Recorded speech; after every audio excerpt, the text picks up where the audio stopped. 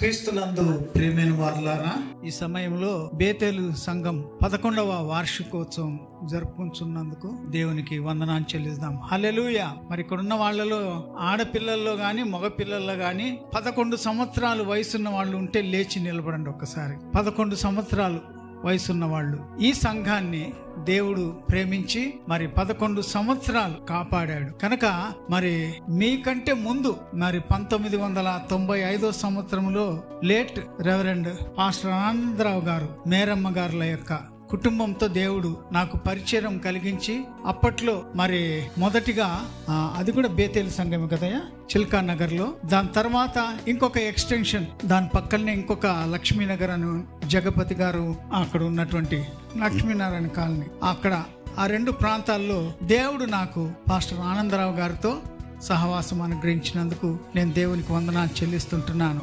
వారిద్దరూ ప్రభునందు నిద్రించారు. అయితే వారి కుమారుల ద్వారా ఈ యొక్క కార్యక్రమాన్ని దేవుడు కొనసాగిస్తున్నందుకు దేవునికి వందనాలు. అయితే నేను కోరేది ఏంటంటే, బేతేలు అనే మాటకు అర్థం చెప్తారా? యెహోవా మందిరం లేక దేవుని మందిరం. ఒకవేళ మనకు మందిరం లేకపోవచ్చు ప్రస్తుతానికి, రాబో దినాల్లో దేవుడు మందిరం అనుగ్రహించేటట్టు ప్రార్థన చేసుకుందాం. కనుక బేతేలు అనగా మందిరం, దేవుని మందిరం. క్రీస్తునందు ప్రియమైన వారులారా, ఈ మందిరములో ఎల్లప్పుడూ జరగాల్సిన ఒక కార్యక్రమం. నీవు నేను కూడా దేవుని యొక్క మందిరమే. మనం జీవిస్తున్నాము అని అంటే ఎట్లా అది గుర్తుపట్టగలం చెప్పండి? మనం జీవిస్తున్నాము అంటే, మనిషి జీవిస్తున్నాడంటే ఏంటి, ఎట్లా గుర్తుపట్టగలం? ముక్కు దగ్గర వేలు పెడతారు. ముక్కు దగ్గర వేలు పెడితే గాలి ఆడుతుంటే ఆయన బ్రతికున్నాడని, గాలి లేకపోతే ఇంతే సంగతులు. సంఘం కూడా అంతే. అంటే ఏంటంటే, సంఘం ఏంటంటే సువార్త ప్రకటించి వాళ్ళను రక్షణలోనికి తీసుకొని వచ్చేది సంఘం. ఇది మతం మార్చేది కాదు,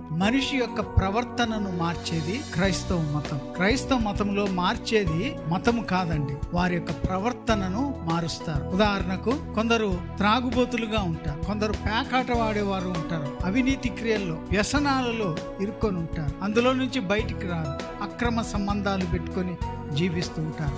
ఇవి యేసు ప్రభువుకి ఇష్టం కాదు. కనుక ఆ రకంగా సంఘాన్ని అభివృద్ధి చేసుకుంటూ, సంఘంలో సువార్త ప్రకటిస్తూ, సండే స్కూల్ పిల్లల నుండి మరి యవన పిల్లల వరకు, స్త్రీల సమాజం, తర్వాత పురుషుల సమాజం, సంఘమంతా కలిసి సువార్తకు వెళ్ళి సువార్త ప్రకటించటం ద్వారా ఒక్కొక్క సంవత్సరంలో దేవుడు కొన్ని ఆత్మలను అనుగ్రహిస్తాడు. ఆ రకంగా దేవుడు మిమ్మల్ని అభివృద్ధి పరిచాడని నేను నమ్ముతూ, రాబో దినాల్లో ఇంకా అనేకమైనటువంటి ఆత్మలు దేవుడు మీకు అనుగ్రహించేటట్టు మీ సంఘంలో ఉపవాస ప్రార్థన మానక చేసినట్లయితే దేవుడు మీకు సంఘాన్ని కూడా రాబో దినాల్లో ఇస్తాడని నమ్ముతూ ఈ కొద్ది మాటలతో మిమ్మల్ని బలపరుస్తుంటున్నాను. దేవుడు మిమ్మల్ని అందరినీ కూడా దీవించునుగాక.